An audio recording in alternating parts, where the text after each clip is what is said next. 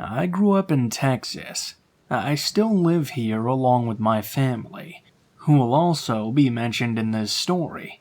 When the 2007 recession hit, my father lost his job. It was a management job that paid quite well. We lived in a comfortable but slightly country area right outside of Lockhart, Texas. Now, with our income at a halt, we lost our home and we had to move away. Luckily, my parents had found a trailer park with a 2-bedroom for rent, a little cramped for our family of 5, but at the time we had no other choice. The man we rented from was crooked for other reasons, but he's not the disturbed landlord this story revolves around. We lived in that trailer for a few years before needing to move out for reasons I was too young to remember. I was 11 years old when my parents began house hunting again. Down the road from the trailer park was a little cul-de-sac of land. There was a business in the center of this land called Why Not Party House. It was a bar or some kind of wannabe club, I suppose. Considering I was a child, I never entered the building. There were a few houses and trailers scattered around different parts, all within this secluded circle. It just so happened that a worn-down-looking trailer was up for rent. The man renting it, Mr. Dahl, was an elderly man who couldn't have been any younger than 65. A few things to note about this trailer. It had old stone steps leading right up to the front door. There was a bunk bed in one of the bedrooms, and a somewhat functioning air hockey table. The master bedroom had a queen-sized bed, and there was carpet in the kitchen, which I always found strange. The back door was nailed shut and completely unusable.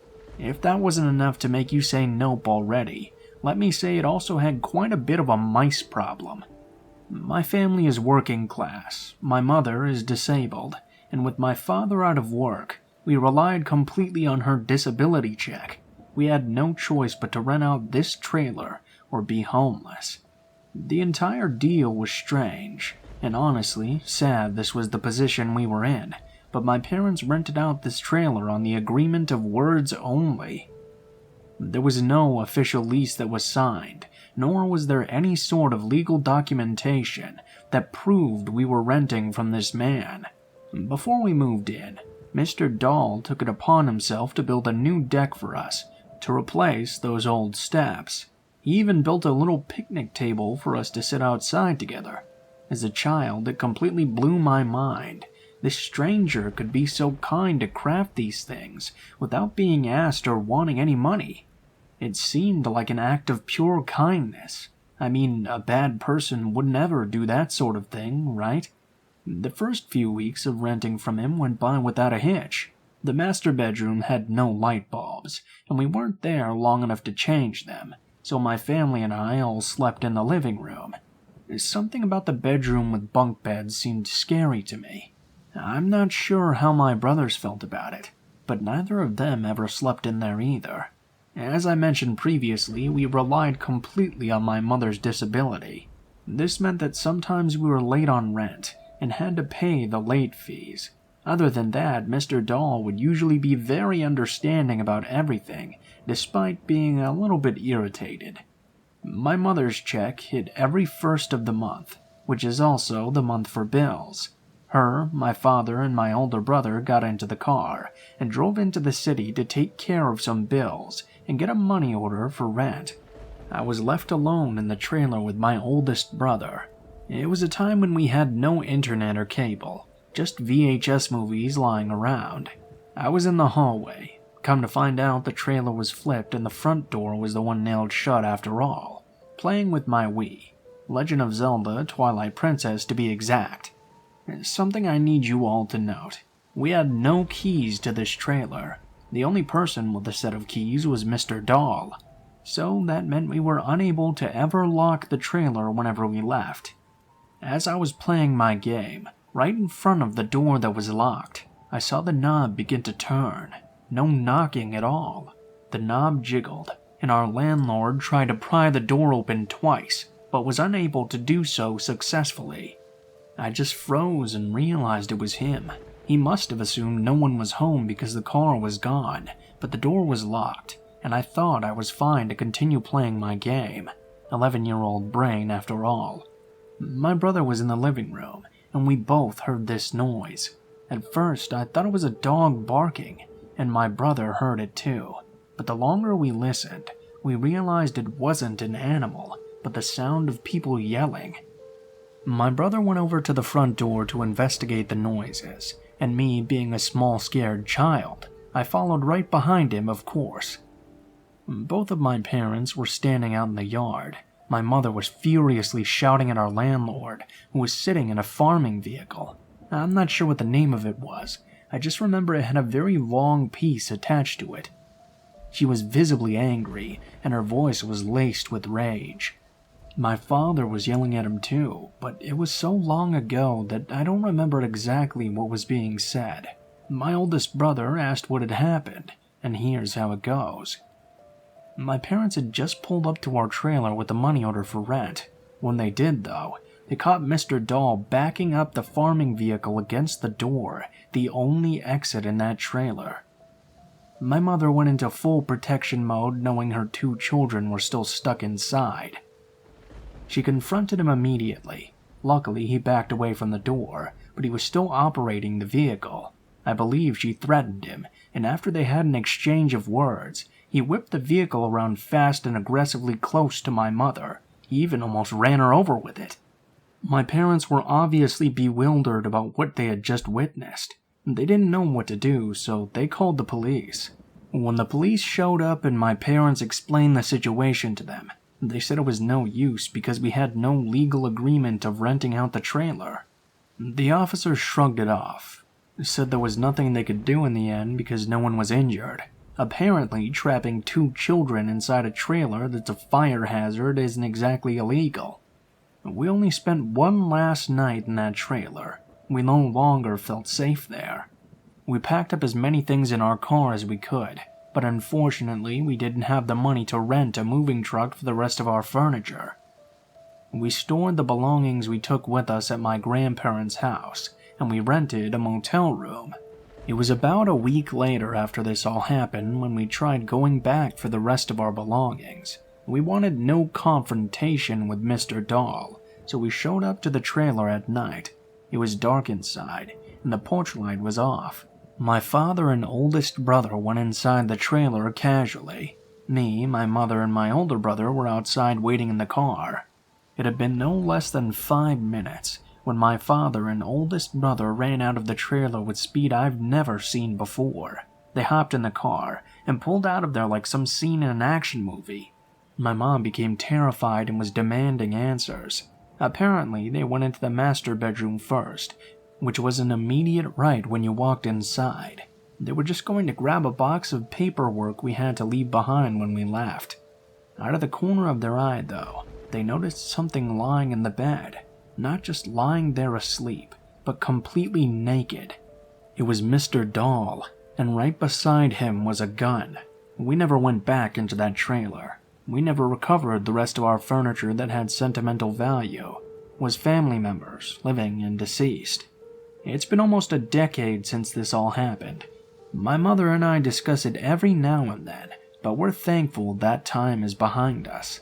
I can't help but wonder if all that abandoned furniture was the result of some other unfortunate family who had had to leave everything behind, or have it taken from them forcefully.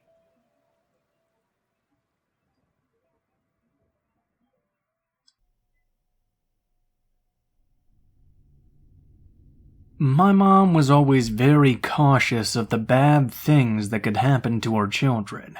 She would take all 3 of us, my brother, sister, and I, to school in the morning, as she worked very close to the same time school started. I had been begging to bike to school since I got a new bike for my birthday, just a few months earlier, and finally she agreed. I was in grade 7, so 12 or 13 years old at the time, and I was a little girl. My school was a 2 to 3 minute drive, and around a 10 to 15 minute bike ride. I was eager to ride my new bike to school, as I had also gotten a new helmet and bike lock to go with it.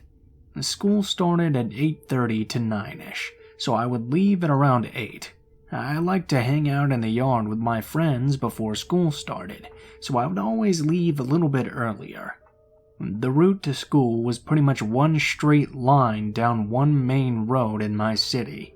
Now it's 8 o'clock in the morning, so it's relatively bright outside, and again I'm on a well-populated main road right around the time everyone is supposed to be heading to work and or school.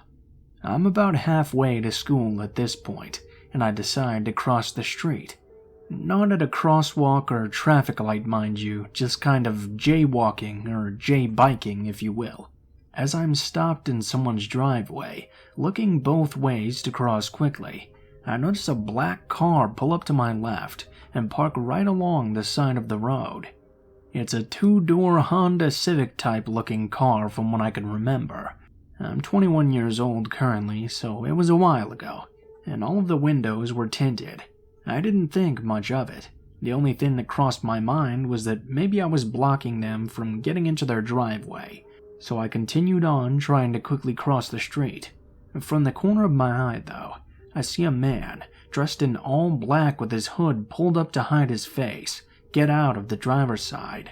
He walked around the back of the car to the passenger side, and before I even had the chance to realize what was happening, he had pulled open the passenger side door and was grabbing me by my arm off my bike, trying to force me into his car. For what felt like forever, it was like every car on this entire street had disappeared, and any sign of help was completely gone. One of the busiest streets in my city felt like a gravel road in the middle of nowhere, with nothing to be seen for miles. It also felt like one of those awful nightmares, where you keep trying to scream but nothing ever comes out, so you're just silently suffering until you finally wake up. But this was real. I really couldn't scream. I can't explain that feeling any better than a nightmare, but never being able to wake up. These things just didn't happen in my city, so I wasn't prepared for what to do in a situation like this. I did the first thing that came to my mind. I aimed for his nuts. I shifted my weight to my right leg and kicked as hard as I possibly could with my left. I managed to land one solid kick, which I recall actually hurt my ankle quite a lot, so I can only imagine what it felt like on the receiving end. Instantly, he let go. I didn't even look before I crossed the street, biking away as fast as I possibly could. I remember trying to turn around to get a license plate, but my eyes were too watery from the tears streaming from them, and it still felt like making any noise was impossible. I knew my mom would have been at work by now, so I just continued biking to school, silently crying the entire way. I pulled into the schoolyard and dropped my bike. I didn't care to lock it or ride it anywhere again, frankly. My school's front door was locked 24/7, and you had to ring a doorbell to get in, so I did exactly that. The secretary kindly reminded me that I still had time to play outside before class started, and that's when I was finally able to speak again. "I need to call my mom," I screamed. The door opened instantly. I explained what had happened to the secretary, then the principal, my mom, and finally the police, who I had refused to talk to until I spoke with my mom first. The police arrived at the school shortly and took my statement. Then I went into the station after school to make another with my mom. A business across the street from where it happened had video surveillance, but it only captured the bottom 6 inches of the guy's car pulling up, his footsteps around the back of his car, and the car pulling away shortly after. Basically no solid leads on who this prick was or is. It turns out, the same guy with the same body and car description went on to attempt to kidnap 3 other girls, but he was still never caught. I don't really believe in a god, but I do pray that he was and is never successful.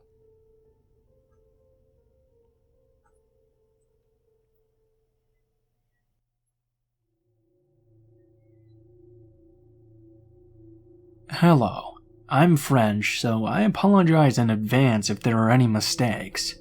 As I just said, I live in France, and this story happened to me this summer, just after lockdown ended. I was and am still 19 at the time. After the lockdown ended, I went to my grandparents to spend a few weeks. I got tested before, so there were no problems there. My grandparents live in a small city in the north of France, and they have a dog who's quite big. When I was really young, I lived at my grandparents' for a year, and at that time the dog was only a puppy. Her name is Chippy in French, which kind of means little devil in English, but in a more affectionate way. Considering when I was living there I played with her a lot, we were both really close, and that will have its importance later. Two of my favorite hobbies are having long walks and jogging. Thus, every evening I was going out for a long walk with the dog. There's a track that follows a path through the forest, then there's a small hill, and on top of that a big place with lots of fields there. I run through there a lot, so I know the place. The air is fresh, and the view is quite stunning. So I was going there with the dog every day. It was also helping my grandparents to have her doing a lot of exercise. The first time we went there, nothing special happened. We just enjoyed our peaceful walk. It's about 6 to 7 kilometers, so basically an hour walk. The next day, when we arrived on top of the hill, in the field, it was probably around 10 p.m., but it was still some light because it's summer. There were 3 other people walking in the fields. They were all younger than me, probably about 15 or 16. I also noticed that they were smoking. My guess was that they used to come there so they couldn't be seen by their parents. We went past them. I greeted them and they greeted back. Once again, nothing special happened. For a whole week I did this walk around the same time, 10 p.m., and passed by those 3 guys with nothing special happening. It was all perfectly fine to me this way. The second week, as usual, I went for the walk with Chippy and arrived at the fields. There was only one of the 3 boys. He wasn't smoking this time, though. When he saw me, I was at the entrance of the field just after the little hill climb. When he saw me, I was at the entrance of the field just a bit after the little hill climb, so the entrance of the forest was just behind me. He did a sign with his hand to catch my attention and asked if I had a lighter.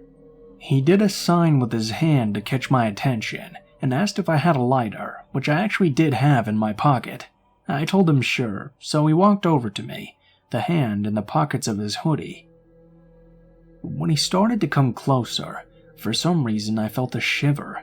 It's crazy how sometimes your instinct knows there's a problem, but you don't listen to it because nothing looks weird to you. I handed over the lighter as he passed by. At that moment, my dog was staring at him.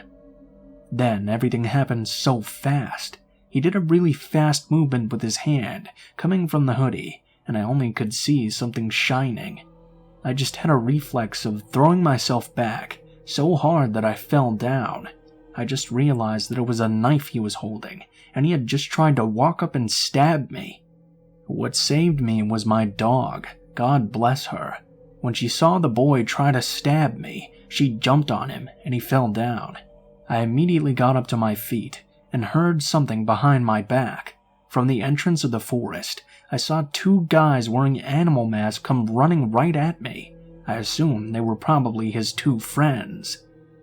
In this moment, your brain acts for yourself. You don't think at all, and in this case, the answer he found was very simple. The other guy was still laying on the ground. I had just watched my dog mauling him, and told her, "Run." I started jogging, and she followed me. I heard the worst possible thing from the guy who got up as well. "Catch him. Don't let him go." At this moment, I was totally terrified. I was just running. I was hearing them jogging behind me. All I could think was, how long will they follow me for? Who the hell are these people? This was the first time I was really happy to be a runner. I was clearly in better condition than those boys, and that totally saved me, because they chased me for what felt like an eternity. Fortunately, at the very end of the field, there's another entrance to the forest, and this time it's a descent with the road at the end. I could hear the steps of the 3 boys vanishing as I arrived at the end of the forest, though I never stopped running until I arrived at my grandparents' house and locked myself inside. I caught a big breath and gave a huge hug to my dog. I saw in her eyes that she totally understood what happened, and I had never been so happy to have her in my life. After that, I told everything to my grandparents. We called the police, but of course they didn't find anyone. I don't know what these guys wanted, but the animal masks kind of make me think they were some kind of Satanists or something. I really don't want to know either way.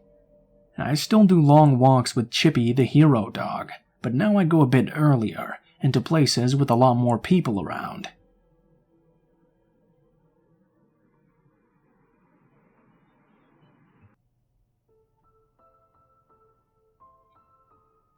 What is up, guys? Blue Spooky here, as always. Thank you guys so much for watching, especially if you made it this far to the end of the video. If you liked the video, please be sure to like, share, and subscribe if you feel so inclined. And if you have any comments about the way I narrate, the way I do my videos, or anything, please be sure to leave it in the comments below, as I could always use feedback on how to make my channel just that little bit better.